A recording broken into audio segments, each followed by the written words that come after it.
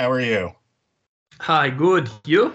Good. You hearing me and seeing me decent enough? Yes. I think everything seems fine. Yeah. Great. Awesome. I just So wanted to go ahead. sorry, the podcast is it going to be a video as well? I was well, it's an audio podcast, but Okay. if this records well enough, I would put it. We have a public group with a little over 2,000 people in it, and I would release the video with the podcast. We've been doing 31 days of Halloween recommendations, where every day I do a Hmm. different recommendation, and I found Be My Cat, and it just like blew me away. So I thought I would save that for the final day. So our final release for 31 Days of Halloween is going to be a link to Be My Cat and a link to the podcast and the interview. So should be a quite nice treat for all of our listeners. So I really appreciate you taking the time to do Great. this. Thank you so much. Thank you so much for the invitation and for the compensation as well. Everything's like this is really. You are the first. To be honest, you are the first podcast that paid me, and I was like so happy. It's like wow, such a thing, such a cool thing. Yeah, well, I I wanted think that to support not only your time, but also your next film in any way that I could. Because now, doing my research and seeing that you've done campaigns for that, I missed all that. I Mhm. wanted to add in any way that I could to get your work out Thank you there. so much. Thank you so much. This really helps. Yeah, because there's really tons of work as you've probably seen if you check my yeah. There's like literally this film. Making films literally takes all my time. I'm sure. Even my spare time. That's still you think about films, you think about career, you think about stuff, and yeah. Right. So yeah, first I wanted to thank you, for agreeing to the interview. It's such a pleasure to be able to talk to you about your career in film. That being said, I did do a lot of research, and in that research found that obviously I'm not the first to interview you. So my first question is, how sick of interviews about Be My Cat are you at this point? Ah,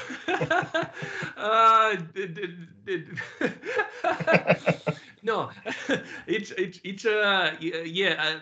To be honest, I never rejected any interview invite so far. Only lately, because I'm focusing so much on my upcoming movie, on We Put the Word to Sleep, and I already started releasing teaser trailers and stuff, and editing it takes so much time. It's such a difficult project. Only lately I began like I kind of rejected a couple of podcast invites and felt bad, but not at the same time not too bad, because um, I also I also started to be a bit more selective, because Okay. before I was like I would say yes to everybody, but lately I'm checking a little bit their social media and stuff, and I realized that some people invite me to a podcast, and I see that they have 5 followers on social media, and I'm thinking like oh my god, like literally I'm not judging them. I mean, everybody has to start from somewhere, but I would, if I had a podcast, I would be ashamed to ask somebody to give their time and to talk when I know that I have nothing, like literally almost close to nothing to give in. So yeah, I Right. became a bit more selective.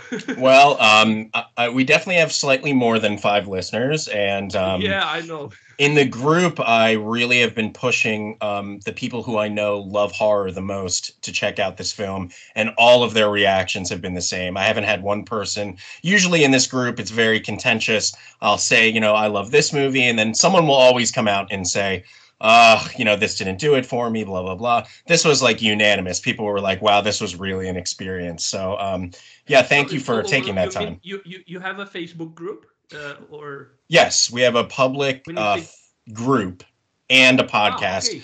okay. So fans of the podcast come into the group and discuss their favorite movies, our favorite episodes. We release the episodes into the group. So at bare minimum, somewhere over 1,000 people will probably be exposed to the episode. So that's, That's so cool. Please invite me to the group because I don't think I've seen that group. Sure, absolutely. Yeah.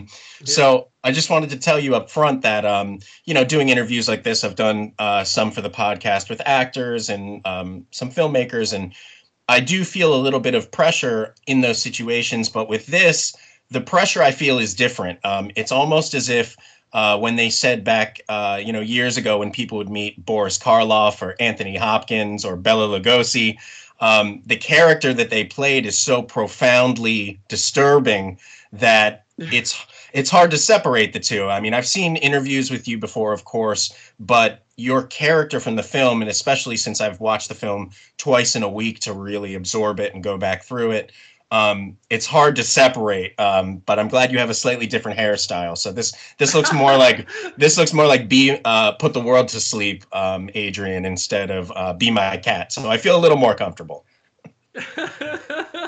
You feel a little more comfortable because you haven't seen me put the world to sleep. Oh boy.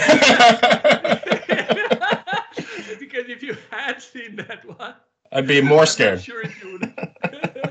Yeah. Well, I can't wait to see that. And I wish I could ask you more about that, but unfortunately, we do have to go back into the well a little bit of Be My Cat.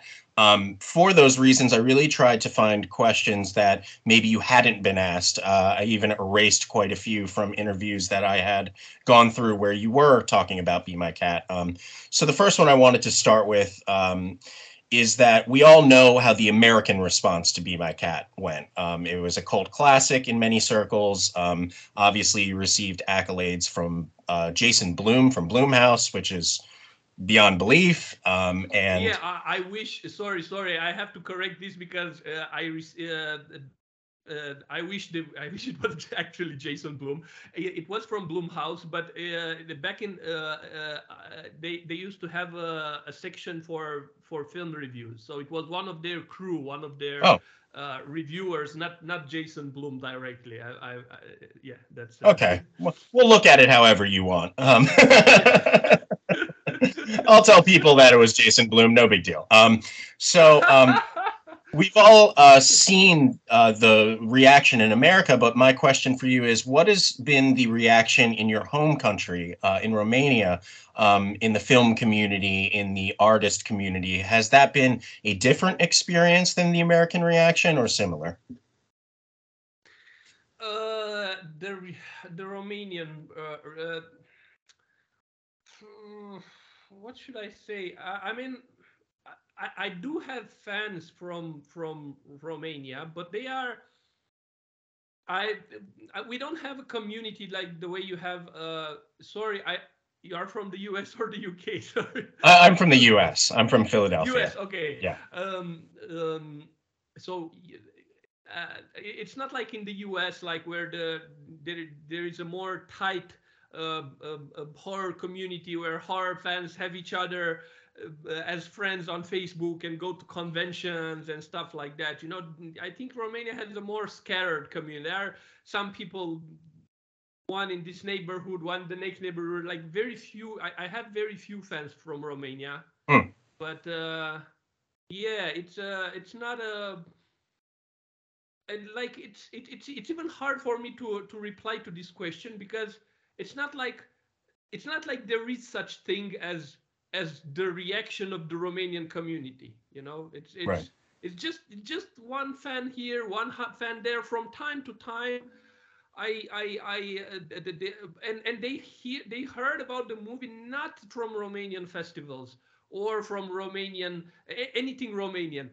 They heard of it because they followed popular podcasters in the US, popular gamers, like I forgot the name of it. Yeah, anyway, there were a number of very popular YouTubers who wrote about the film and stuff. And interestingly, that's how some geeky Romanians learned about. They were like, "Oh my God, we have such an indie, creepy found footage horror movie in Romania. And how come I didn't know about that? Yeah, because it was such an indie effort, and it didn't go in theaters in Romania. It's not. I also, as a person, I was not part of this establishment in Romania of the filmmaking community. Sure. So I don't have connections, friends, and stuff like that. It was a pure indie effort, which still to this day is still being discovered by more and more and more people, Yeah. because in the lack of a marketing budget and all that, literally the movie got discovered little by little by little from word of mouth, Right. Well, everybody told their friends. I'm a musician myself and done a lot of touring and things like that. And, in music history, a lot of European and UK bands, their ultimate dream is to just make it one step into America. And it is amazing that you were able to, just with the power of your film, circumvent so much of that process and make it into the hands to the people who, like myself, are going to pass it on and praise it and make sure that people see it. So, continually good job on that front. It made it into my hands, I think, a little too late, but I'm trying to catch up. No, it's totally fine. It's totally fine. As I said, like still to this day, people are still discovering the film, and I think the film will still grow. That's I one do of the too. things that I'm so happy about this film, because a lot of other films, they have a first festival run or commercial run, and then in time they get little by little, they get people forget about them. With Me, My Cat is the opposite. Yeah. Initially nobody knew about it, and then more and more and more, and it's still on the ascending path. It didn't reach yet the It's the apex. entire it didn't reach yet the full the entire potential audience for this type of film. There are still a Sure. lot of fans of these types of films that haven't heard of it yet. It didn't reach them. So yeah. And kind of in the same idea of, I've been wondering a lot of what people's reactions are to the film, who aren't regular horror fans, who may know you. One scene that stuck out in Be My Cat is very early on. You introduce the audience to your mother, who I would assume is probably your actual mother. Yes. Yeah. Yes. Yes. Now, has she seen the film, and what is her take on this entire experience for you so far?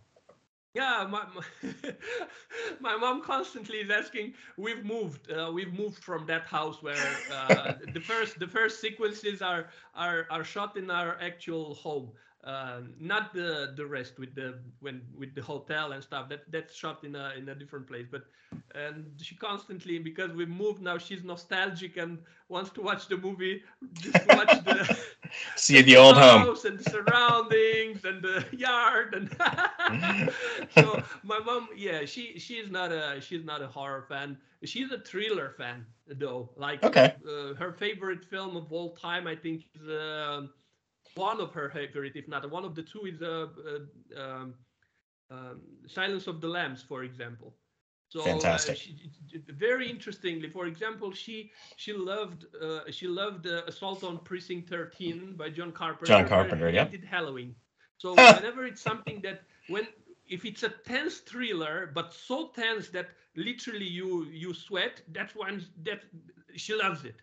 But the moment it slightly crosses into horror, she doesn't like it anymore. So, but with Be My Cat, because it's me, and she feels proud, and she asks from time to time to rewatch the film, and she likes that. Yeah, she That's great. liked it. I, have noticed a lot of things about the film in my going through it, and I am a person probably much like yourself who loved the Blair Witch Project. I saw it in theaters when I was basically 12 years old, 11 years old, and found footage for me is a truly special genre. I think it goes toward what you've probably studied in your master's acting stuff, where you're taking one more layer of artificiality out of the filmmaking process and kind of cutting out the middleman so that you are right there with whoever is in the film. In this case, however, typically in a found footage film, you're following the victim. You're hardly ever following the killer, the antagonist fully on his own. And that's what I think is truly the most timeless part of Be My Cat, which is that it really attempts to focus on character over tropes, and that your performance is what is so unsettling, instead of, let's say, jump scares or musical cues or graphic violence or movie makeup. You used acting to truly inform the fear, the tension, everything that's in there, you can see in your eyes in the film. And I'm just wondering, is that an approach that you initially wanted, or is that, because I understand, of course, you didn't have much of a budget to work with, you couldn't have giant monsters jumping out. Did you always know that your character would be so strong to carry this entire experience all the way Yes, through? yes. I have to. I mean, there is no place for. How should I say? I can't find that English word. Uh, anyway, yes, the answer is yes. Yeah, so I knew. I mean, because um, from the start, everything began from a one man show that I played in theater, and the same thing I did all by myself. It was just me on the stage, no costumes, no makeup, no nothing on the stage, nothing. It was just me and the audiences, and I self-directed myself. I also wrote it inspired from other things, and my character. And when I wanted to adapt that into a movie, I did not keep the story of the one man show. Right. That one changed, but I did keep the psychology of my character. Sure. So practically the psychology of that character. So because first I had the character and then I had the movie. Right. The movie was shaped around the a certain psychology for the character that I was about to play in the movie. So already from and another reason is that I wanted also to make a film that would launch my acting career as well, not just my filmmaking career, and also having a background in acting, and also so a lot of things came together that that that made it a film which is so much acting and character focused. Right. To be honest, I wouldn't have chosen to include, for example, the torture scene, but I had to. If it was just up to me, just to how I feel, there wouldn't have been any violence whatsoever.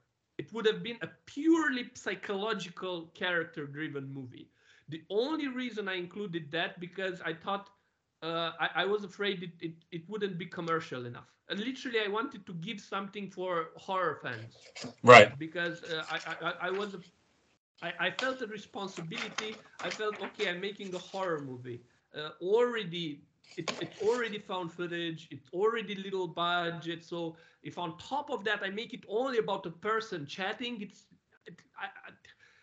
I will disappoint just too many horror fans. So I just wanted to give them a little perk, a little something. To be Sure. honest. And I Yeah. So my wife and I watch a lot of horror, and she doesn't like, violence and graphic scenes and things like that. And we watch stuff that is far more graphic than Be My Cat, far more. I mean, to the yeah. thousandth degree. With millions of dollars behind it. And she has never been so unnerved and scared as she was watching the surgical scene, even though there's no real violence to be seen other than the spray of blood, even though there's nothing than what's behind a sheet.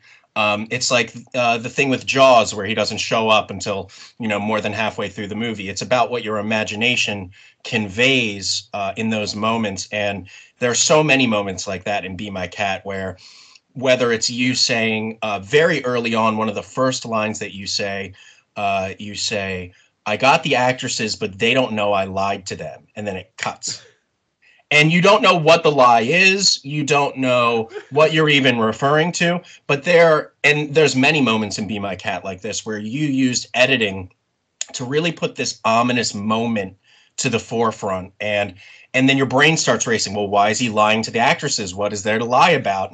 And it's just incredible how many things you did that aren't seen, that do involve work on the viewer's end. And that is so much more effective, just like my wife curled up in a ball during that surgical scene, than even the most violent horror movie. So, yeah, I mean, even if you had $1 million, I think still your character is what is so special. And I really appreciated that approach because I didn't Wow, know. You could have told me that there was a whole crew of people that you had there.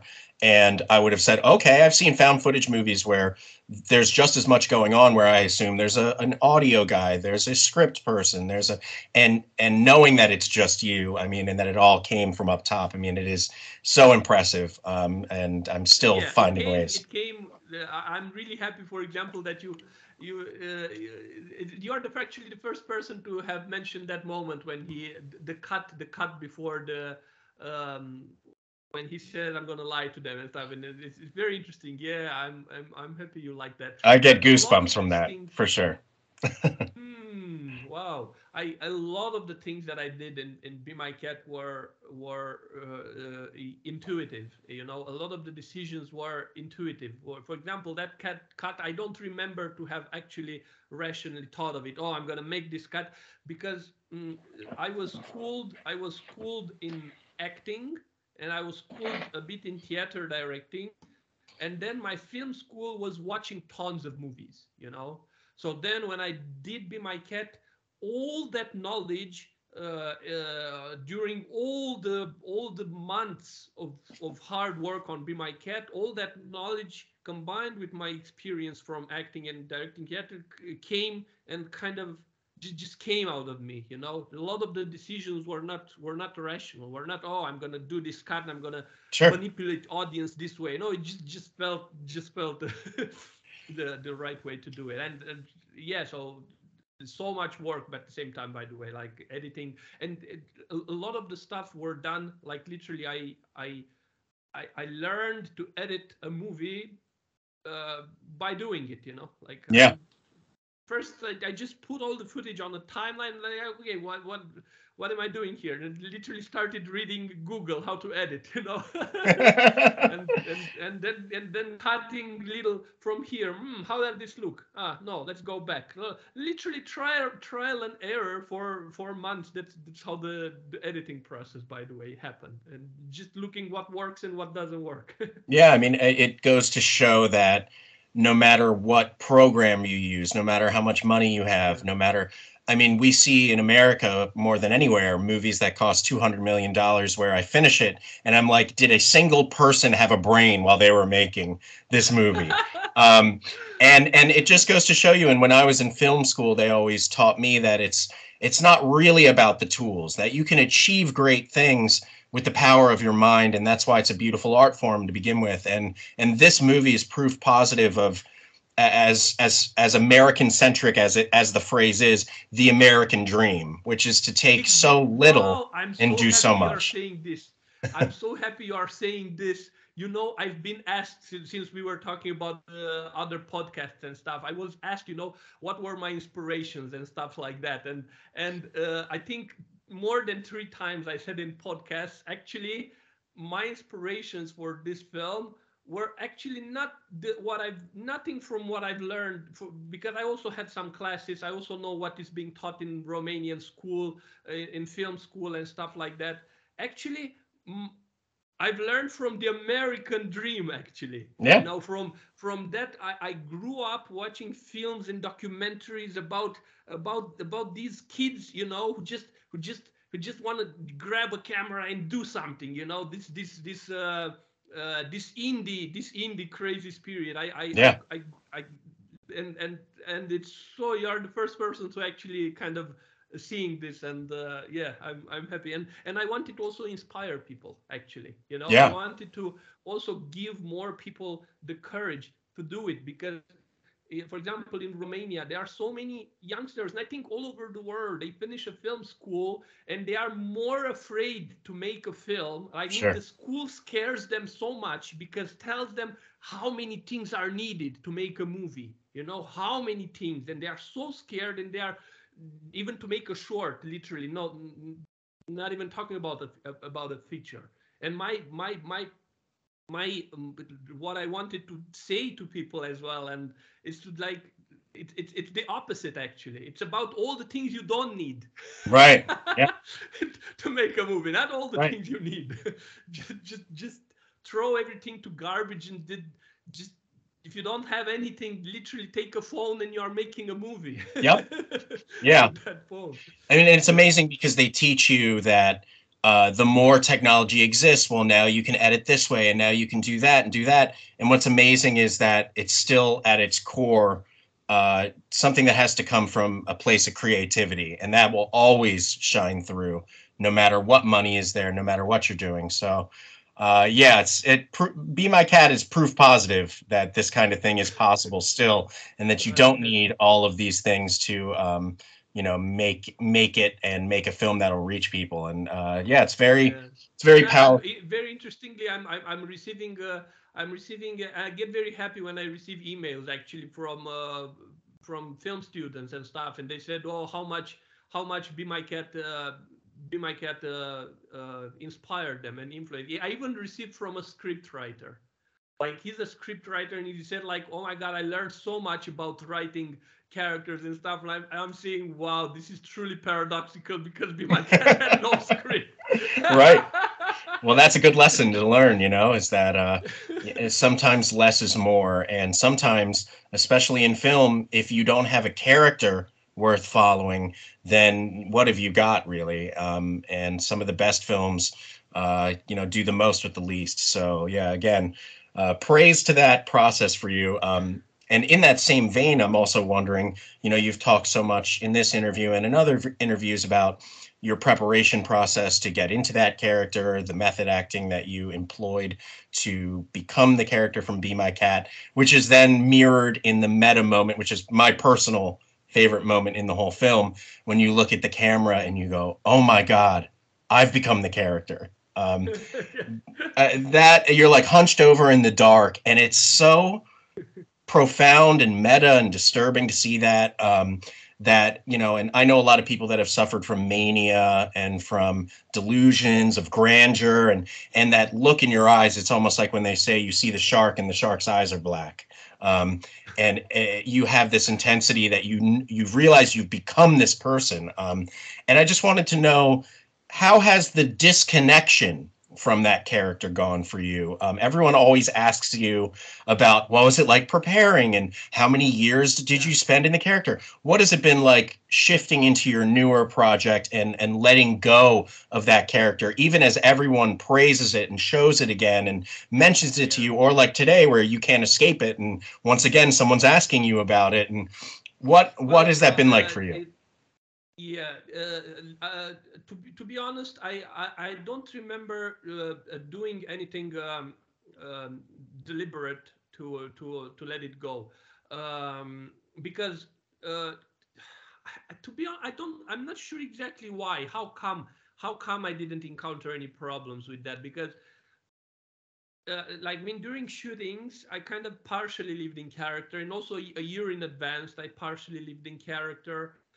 Probably having the experience from acting that character in theater, and immediately when the theater show ended, immediately I would just let it go and stuff like that. Um, I think and teachers, acting teachers say that, that us as professional actors, we need to have a mechanism of assuming a character, but then we also need to have a mechanism, a psychological mechanism of letting it go. And I think I might have developed such a mechanism probably even without knowing. Hmm. Probably I was doing something subconsciously, because I never felt affected by the character in Be My Cat afterwards. Well, I did. the the pro- the problem though, and here, if you allow me to talk a little bit about We Put the World to Sleep, because it's connected Please. to this, for my upcoming movie, which has been in the works for the last 7 years.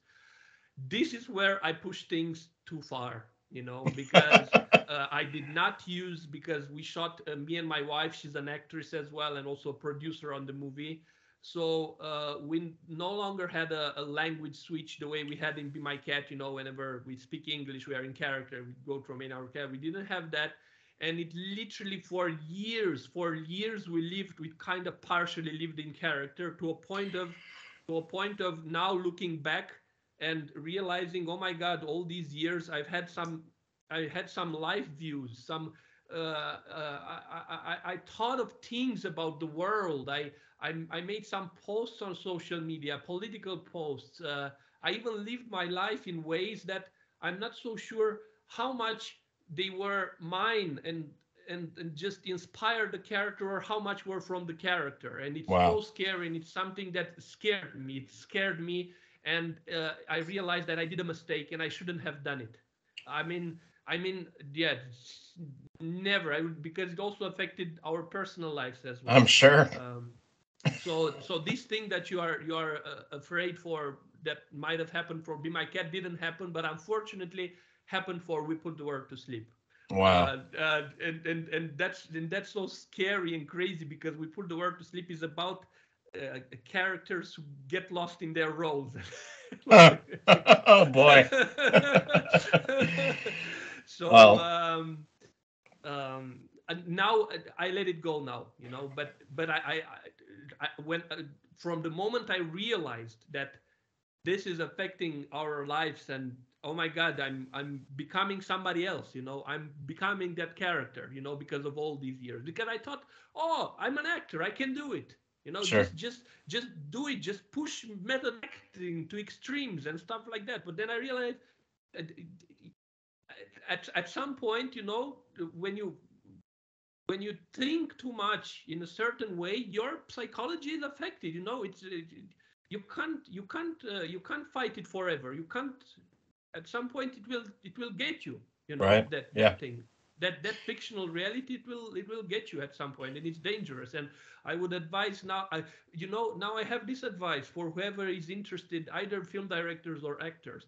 I think it's crucial. I think it's absolutely essential to live in character before shootings, Hmm. because then when you start shooting, you enter with a camera in a universe which is already established. You enter with a camera in the intimacy of your characters. You don't have actors that you need to direct. You don't even need to direct them, because they are already the characters. They are already living the life. That's why I think it's so crucial to live in character before shooting any movie. But at the same time, because I push things to extreme and I did this, you gotta be careful. I would say not more than 2 or 3 months. Hmm. No, I think everything beyond 2 or 3 months, it's dangerous for your psychology, literally. And then you need psychological help, literally, to Right. return. Like, I needed a year now, or more than a year, to recover from all Hmm. these years of living in character for We Put the World to Sleep. And I actually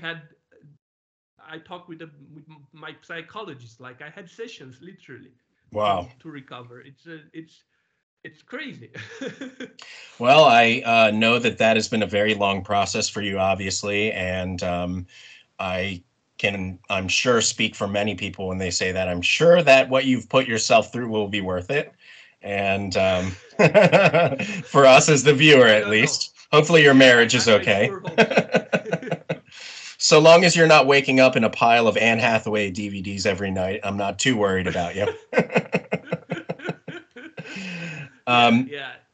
And yeah, I've also been following the teasers for We Put the World to Sleep. I am so excited to finally consume that movie and see what you've been working on all of these years.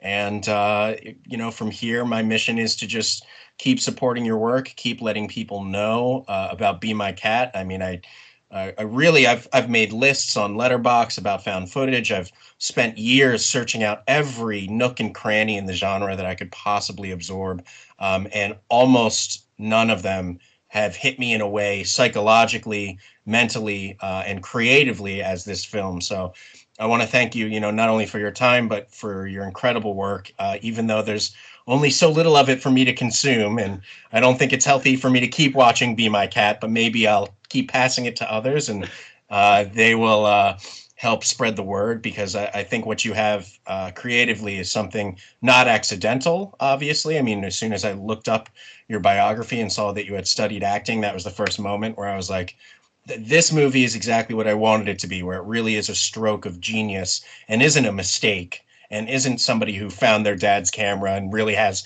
mental issues and is completely off the rocker and watching Princess Diaries over and over again with a knife in their hand. Um, and yeah, I just want to thank you for your time and for joining me here on the Movie Blues podcast and for everything that you've done so far.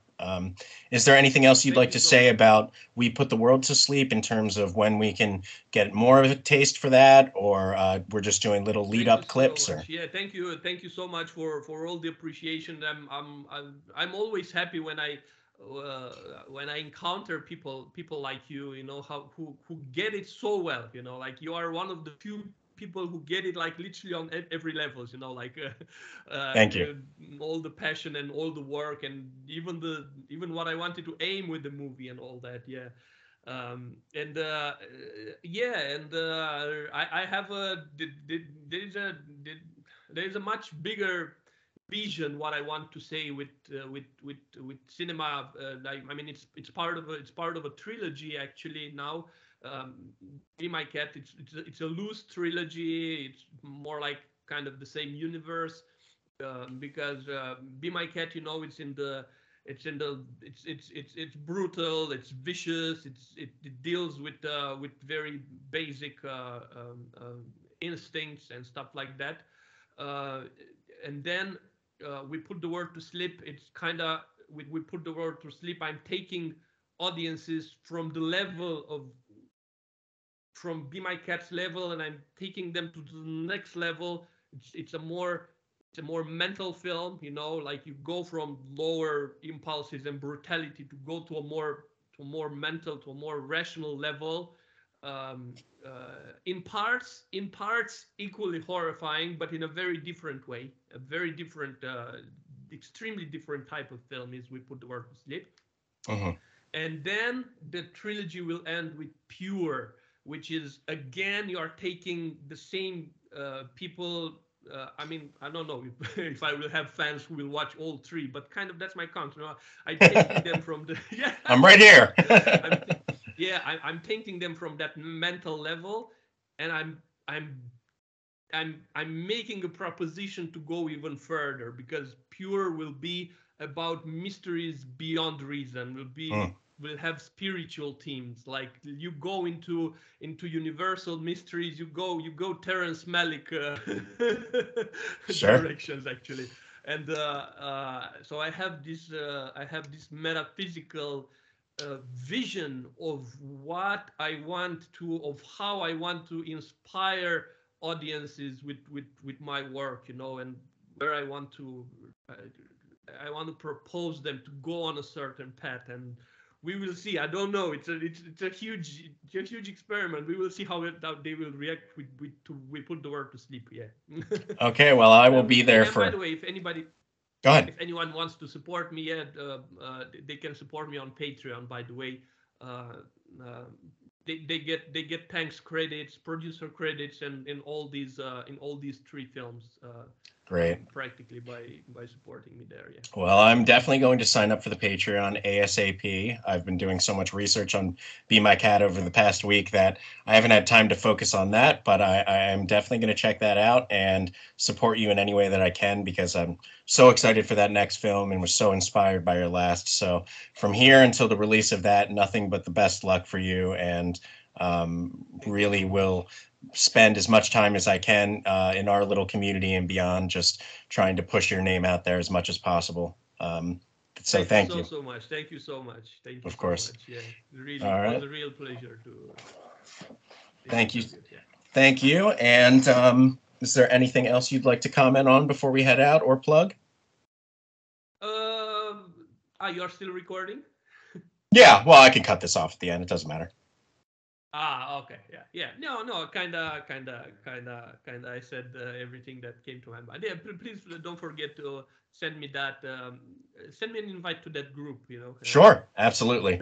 You can see people's reaction to the movie in there. I've had a few friends that said they were very entertained and very disturbed. So you're still doing your job right. Okay, Adrian, thank you Yeah. so, so much. Where did you find me? Did you find me? Where did we communicate on Facebook? No, I LinkedIn. um I looked you up, I think, on IMDb, and I've done this with many different people for the podcast, and they never ever Mhm. respond.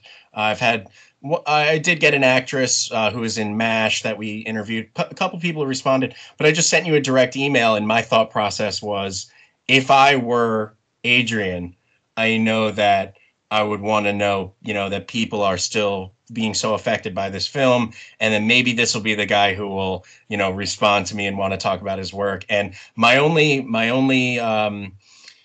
roadblock to that was I thought that maybe you'd be too sick of doing this kind of interview about Be My Cat, or B, that you were in character for We Put the World to Sleep still, and you were like leading a cult somewhere in Romania, and I couldn't reach you. So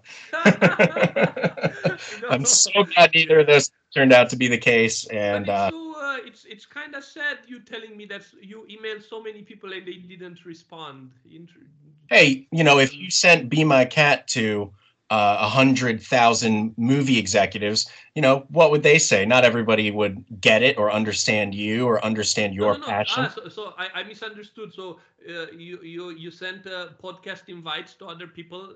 You didn't respond. That's what you were saying. No, for interviews with directors and writers and things like that, like yourself. That's Yeah. what I'm saying, and that's what I actually meant. That it's kind of sad that they didn't get back to you. So I didn't know that it's so hard It actually is. It to is. get people. One of the ones I wanted to do the most, I'll just tell you really quick before we go, is that there was a found footage movie called The Buried Secrets of M. Night Shyamalan that came out in the 1990s, where M. Night Shyamalan, while he was making The Village, produced a found footage film directed by a different man who Hmm. it was about how he secretly had mystical supernatural powers, and that is where all of his ideas were coming from.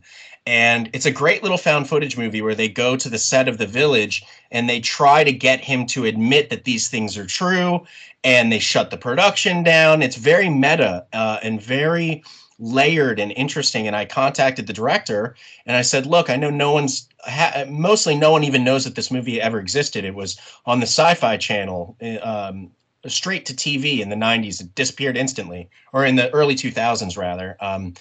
And I said, I love this film. I think it's so interesting. Will you do an interview? And he said, what kind of format is it? And I said, it's a podcast. And he said, I'm not interested in doing podcasts. And that was it.